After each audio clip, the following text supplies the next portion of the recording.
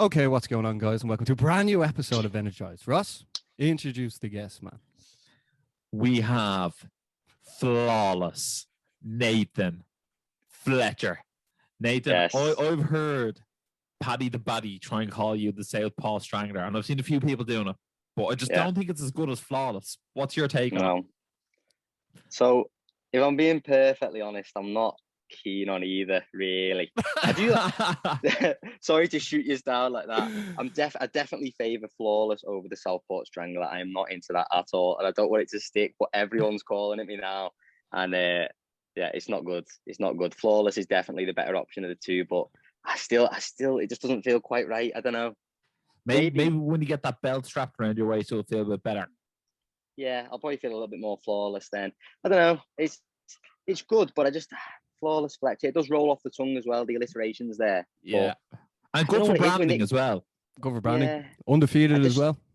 Undefeated, all finishes. So we are flawless, really. But I just don't know if. I don't think any nickname I'm going to hear it and like it. Do you know what I mean? I'm going to have to just take one eventually because every one I'm getting is just making me cringe. Do you know what I mean? But I just think the Southpaw Strangler has like murderous tones to it. Exactly. Well, you see, the other day, I've been on this other podcast called Super Necessary, and they made like a little poster. It was like a wanted poster for the Southport Strangler, and it was funny, like, but it's just so cringy. Do you know what I mean? Like, I don't want to be known as the Southport Strangler. It's definitely like serial killer vibes in it. We'll know in the comments now. Like, if for people who want to vote, they'll go down to the comments and vote. But Nate, like we obviously had you on last time, but before your fight, where you went, you're now 4-0. You're taking on Brian Boulan now next Friday on Cage Warriors 1, 2, 4. 4, that's the one. Okay, so Nate, obviously, like how did this fight come about? Well, basically the last trilogy, my teammate Liam Gittins fought Brian, didn't he? So, and obviously that fight, I don't know if you've seen it, but it was a pretty early stoppage. Like Liam was putting it on him and then got caught with a good shot. Fair play to Brian, but I think the fight was stopped a little bit early. However, once I knew they weren't running that one back, I thought it was probably going to be me that ended up fighting Brian next, being that he just fought me teammate.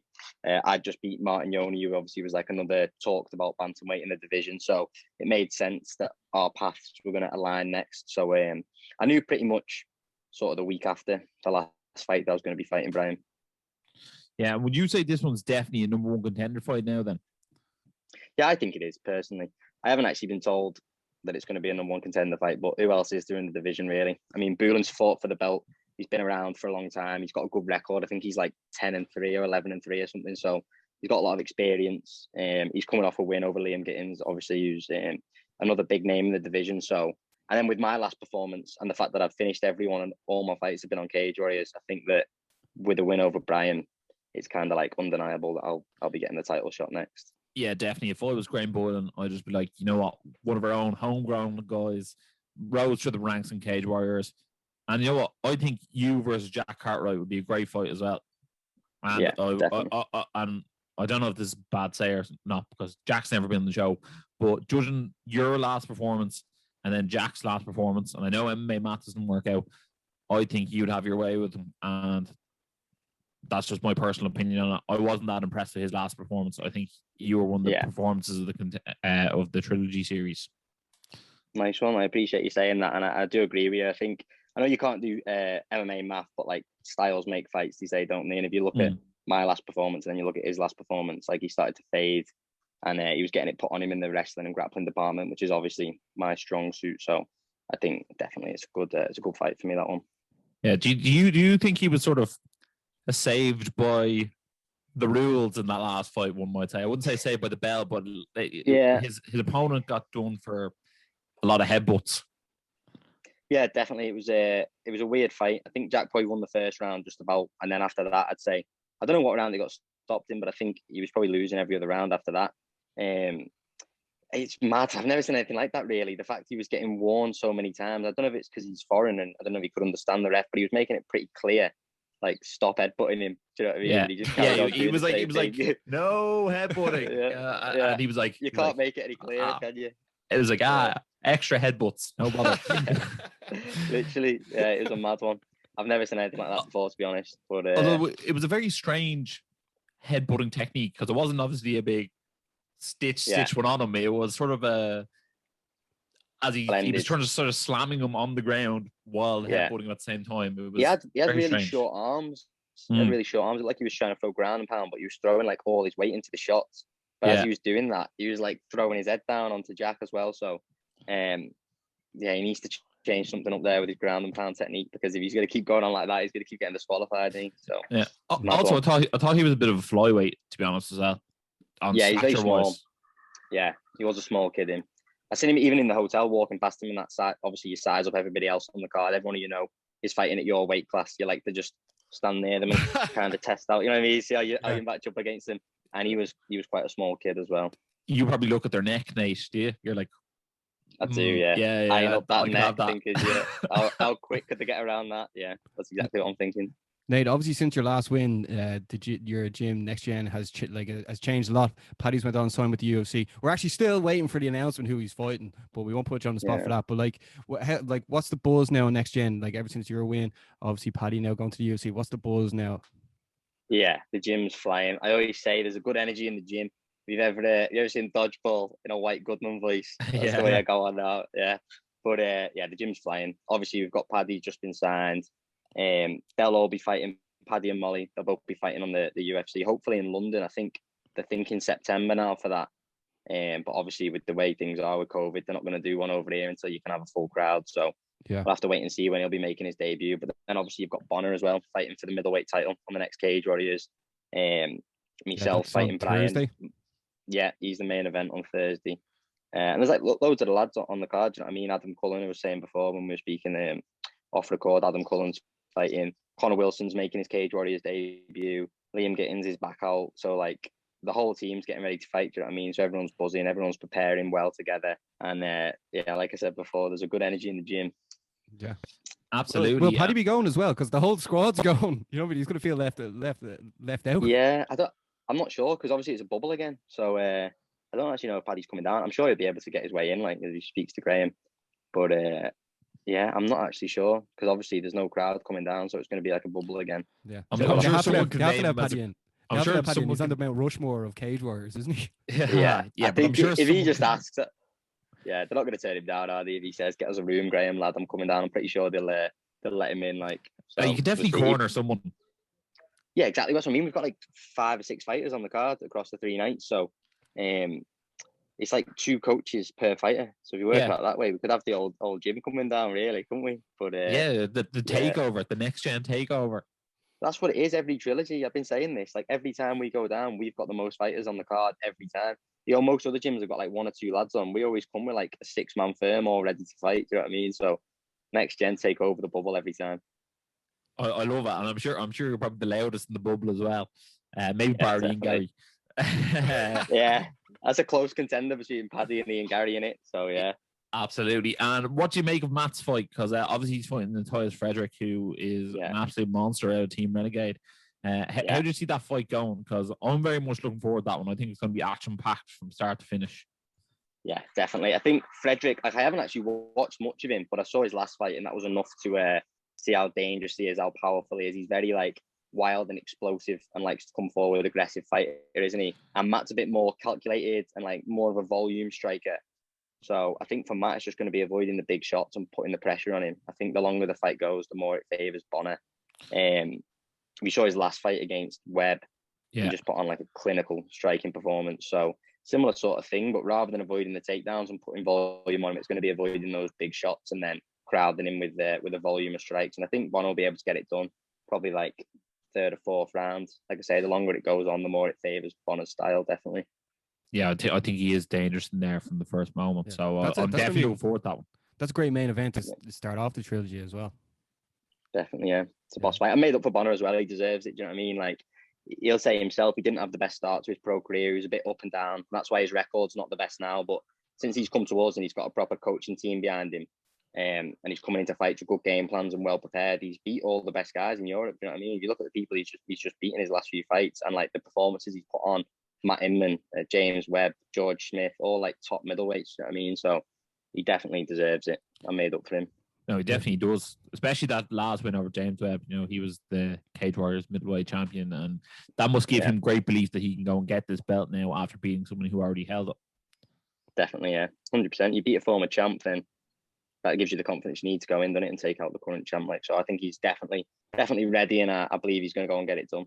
Yeah. Well, Nate, like obviously you're one of the main people to watch out for in the rising MMA scene in Great Britain. Like, what now after that win there, and you're going into this fight now? What way are you sort of looking at it? Are you like looking to tailor your strengths against your opponents, or are you like just consistently trying to just build yourself up until like you keep raising? Like, is it a faceless opponent, or what way are you working it with the team? Yeah, like obviously I'm aware of all my opponents. I'm aware of the strengths and weaknesses. Do you know what I mean? I watch them and I understand what they bring to the table, but I definitely don't like to focus too much on my opponent. I'm not one of them that needs a strict game plan. Like I'm so young. I'm 23, and I'm only getting better every single fight, every single week. To be honest, I'm improving. So I just focus on myself, really. I know if I go in there and put my game on people 100% what I'm capable of, no one's going to be able to hang with me. And like I said, I'm only getting better each fight. So I don't focus too much on my opponent. It's more just about evolving my own game. And obviously, it's good to have the tests along the way. Like, Brian's another step up in competition. I think my last fight was a good step up. Like, Martin Yoni was a legit competitor. Do you know what I mean? He was 6-0, and I think I proved to a lot of people there the level I'm at, how I was able to dominate him. Even with like the issues I had on fight day with food poisoning and all that, I was still able to go in and put on that performance. So, yeah, I'm so confident for this next one, and I think I'm going to shock a lot of people again who obviously hold Brian in high regards. I'm going to prove that I'm just levels above him as well. So I'm excited to get in there and do that. Do you feel that you'll again try and implement your will on this guy and use your ground game to your advantage, or are you happy to stand with him knowing that he does hold some power in his hands? Yeah, I mean, wherever the fight goes, I'm ready. Do you know what I mean? I train for everything, but I'm not an idiot. I know where my strengths are, and not many people can handle the pace I put on and the wrestling heavy and grappling heavy attack. And don't get me wrong, I see me getting to his back similar to the last fight and finishing him with another rear naked. Like, that's what I do. Do you know what I mean? So not much changes really. And I'm happy to say that because I can let him know. I could tell him right to his face, this is what I'm going to do, and let's see him try and stop it. Do you know what I mean? I'm confident that no matter what happens in there, I'm going to be able to get to that position and finish him at some point in the 15 minutes. You know what? There's been many fighters who have had similar game plans as in, when you fight a Ben Askren or Damian Maia, you know what they're going to do, but that doesn't mean you can necessarily stop it. And I think, Nathan, you're someone who is like that. He's looking to sink in that rear naked choke at some stage. He's looking to get your back. It takes a very good man to stop it, and no one's been able to do it so far. Exactly. And even the last guy I fought, I could tell he was very well drilled. Like, he prepared a lot for someone taking his back, and he was defending well. And I fell off a few times. I made a few mistakes in there. And obviously I wasn't at 100%, like I said, with all the food poisoning stuff I had going on. But it didn't deter me from getting to that position eventually. Do you know what I mean? I just kept going, relentless attacks. And I'm willing to go non-stop for the 15 minutes to get at your back and get that choke in. So, yeah, like you say, you can be ready for a bit. You can be ready for it, and you can be expecting that, but stopping it's another thing. Do you know what I mean? Yeah. It's obviously it's close to. So you're fighting on the Friday. It's like basically 10 days away now. What does the 10 days countdown look like for yourself? So pretty much all the hard training's done now. To be honest, like, these next few days, I'm just ticking over. I've got one more hard, like, sort of strength and conditioning workout, but it's not going to be any sort of resistance or anything. It's more just about getting the heart rate through the roof. So probably be involved things like assault bike, rowers, skis, all the ergs and stuff like that. All my sparring's done. Did my last sparring rounds today, and I felt really, really sharp. Felt probably the best I've felt, to be honest, before any fight. So it's a good sign that I'm peaking. A few little pad sessions. I'm gonna go for a run after this now tonight. Yeah, me too. But yeah. Oh, nice, good stuff. What a job. Fair enough. Well, it's a nice night for it, so I'm definitely gonna get out and do. I'll probably only do about 3 miles, but like a nice, good pace run. But yeah, it's just ticking over now. Do you know what I mean? I'm ready. The weight's low. I feel fitter than ever. I feel sharp. It's just about ticking over now and getting the last few pounds off, and then getting ready to kill next Friday. Obviously, Nathan, if anyone saw our last interview, we actually spoke about how your brothers do CrossFit and stuff like that. Do you find that because you surround yourself with so many people who have like fitness and strength and conditioning like at the core of what they do as well, do you find like that's such an advantage that other people might not have? Yeah, because I honestly think some fighters are delusional. Like, they might think they're fit, but they're just not. And I know if any fighter on the Cage Warriors roster comes into peak performance for me and tries to keep up with me in a workout, they're just going to have absolutely no chance. I'm going to flatten them all. Are you the fittest guy in next gen? Yeah, I'm the fit. Adam Cullen might have something to say about that, but I'm definitely the fittest guy in next gen, I'd say. Adam Cullen, where you at? Adam Cullen in the comments. Yeah. No, shout out Adam. But listen, Adam Cullen, the scores speak for themselves. He knows what goes on in peak. You know what I mean? He wins some workouts, but I'm still ahead on the leaderboard, definitely. So for now, I can say confidently I'm the fittest. Yeah, I think that's why me and Ross like really enjoy watching what you're doing. It's just you can see it like in the cage, out of the cage. You're just like just fully driven. Yeah, definitely. It's my whole life. Like, you know what I mean? There's Yeah, nothing else I'd rather be doing. Yeah, it's like a hobby. I was saying last time to you is like I don't really have any hobbies outside of fighting. My hobby is doing CrossFit. Do you know what I mean? So after this fight now, when in between now and the next fight, like my time off will be going to the CrossFit gym and doing a load of workouts. You know what I mean? So I'm staying in shape. I'm getting fitter, if anything, in between fights, out of camp. Yeah, You have to think that gives you such a massive advantage over the other competition because I was only saying to Baz today, I was like Paddy Pimlet, the amount of food that fella puts away in his off-peak time. I was like, Nathan Fletcher's there in the CrossFit gym doing all the workouts, and Paddy's there eating donuts and pizzas. Listen, I wish I could put away as much food as Paddy. Yeah, he's on another level. I've never seen anyone eat as much as him, and it's actually quite impressive, to be honest, the amount of food he can put away. He's no joke, Paddy, after a fight. Like, and it helps as well with him because he's got such a big following on Instagram. All these like cake places and all that, cookie places just send him free stuff. You know what I mean? So it's easy for him. I've got to go buy all my cakes and stuff like that after the fight, but he just gets it all sent to him for free. So I need to hurry up and get in the UFC, get more of a following, and then maybe I'll get some free stuff as well after the fight. Maybe a few more shout outs from Paddy. Maybe someone can send you some more CrossFit gear. I know. Well, yeah, I prefer that actually. Yeah, that'd be better. The thing is, Nate, obviously we saw you fighting. I think it was like 2 or possibly 3 fights ago. We got in contact and we've had you on since. It's just your fight next Friday. It's going to be the same night England are taking on Scotland. And the thing is, I saw as well, you're going to be shown on live TV in certain bars. Now, like what I'm thinking is, I think they're going to show a lot of these lads, Scottish and English, are going to see you fight before they actually watch that game. That you're going to be in front of a huge audience, I think this is really, really where a lot of people are really going to get to know Nathan Fletcher as well. Sorry, I lost you a bit then. The signal. Ooh. Yeah, I was saying a lot of people are going to be out watching you compete. You're going to be on the big screen before. Like a lot of people are going to get out and watch the England-Scotland game. They're going to see you first, and then like that's going to put your name out there in front of like hundreds of thousands of people. I think this next Friday is going to be your big step. Yeah, well, hopefully. I think it's definitely a good. Everything's like the right timing for me now. Do you know what I mean? Like with being on the main card with the opponent in Brian. Do you know with the footy what time's that going to be on? Because me being on the main card, 8 o'clock. See, I won't be fighting till about 9. Bell probably 9:30, I reckon, if I'm on, because the main card starts at 8. That could be perfect. You could be the half-time show. Yeah. Well, they better have the whole of Cage Warriors running. I don't want them like playing the footy and then just getting me on quickly in the half-time break. You know what I mean? But is that definitely next Friday? Is it not this Friday, the football, or is it next Friday? England-Scotland. England-Scotland 18th. Oh no, so sorry, it's this weekend. Sorry, it's this Friday. Sorry, yeah. Everyone would have been. He's sacked, Nathan. He's sacked. Yeah. Go on. Yeah. Stop the lights. So no, you're clear. There's Bellator 261 as well in PFL, but it'll be all Cage Warriors that weekend. So Nathan, let's finish it up here. How do you get the job done? How do I get the job done? I'm going to predict for you right now. Second round. Rear naked choke. Jeez, Baz, what's called? You could write it on the wall, and you know what's going to happen. I could say I'm surprised, but I'd be lying.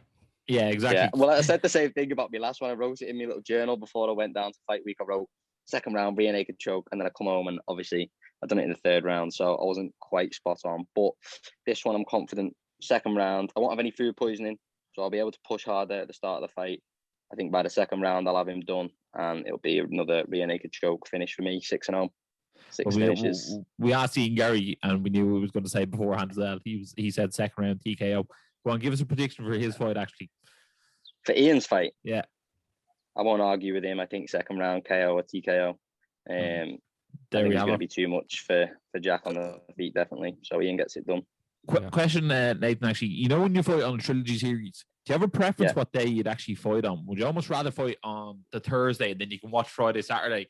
Or would you rather fight on Saturday and you feel the balls? I think Friday's the nice day, to be honest. I fought on the Friday and I fought on the Saturday. And Saturday, you're like waiting around a little bit because I had to get into the bubble on like the Tuesday or the Wednesday. So I was there for so much longer. Fighting on the Friday is nice because obviously it's a lot easier for all my friends and family to make plans to watch it on a Friday night rather than a Thursday night. And then I get home on Saturday and I can enjoy watching the Saturday night then after me win, and I can be enjoying a bit of food then. So Friday's the nice middle ground. Do us all a favor and get in the mic after and say you want a title shot in San Diego. That'd be nice. Or the thing is with that, right? I'd obviously love to fight on the California card, but I just think they're going to do all American fighters on that. I don't reckon they're going to send anyone over from Europe. So, do you reckon so? I reckon the complete opposite. I reckon they're going to get their absolute best guys and put on a show over there. I don't see the point of doing. I don't see the point of them getting these new guys in. Why don't they take the best guys? And I've actually said this 3 or 4 times now. Dana White's going to do it. Dana White looking for a fight and go to the Cage Warrior show. Yeah, it doesn't make sense. I just don't know with the COVID and all that how it's going to be. How they're going to get the athletes over, and obviously there's all visas and that you have to sort to fight in America. So we'll see. But listen, if any European fighters are getting on that card, I'm going to have a big win on the Friday the 25th. So I'll be shouting definitely. If any European fighters are getting on that card, get me on it. Yeah, I think that's the perfect chance for you to blow yourself up further, get on that card, Batman. What do you think? Yeah, and also the way Scotland aren't playing England that day. Ireland are playing England, did you say? No. England aren't playing Scotland that day, so it's just okay. It just be all you, but it just be all right. You, okay. But here, Nate, thanks a million for coming on again, and we look forward to seeing you perform as well. And like the drive and determination you have as well, it's one of the main reasons why myself and Ross love doing the show and getting athletes on like yourself that just have that passion and like talk the talk and walk the walk. It's right, boys. Well, I appreciate you having me on definitely because you've got a good platform and it's all good exposure for me. Do you know what I mean? Getting my name out there and speaking to you guys and getting me out there with your audience as well. Do you know what I mean? So I really appreciate that. Always, man. Well, you keep doing you. We'll keep doing us. If you are watching this video, absolutely smash that subscribe button. Give that like button a rear naked choke. And as always, stay energized.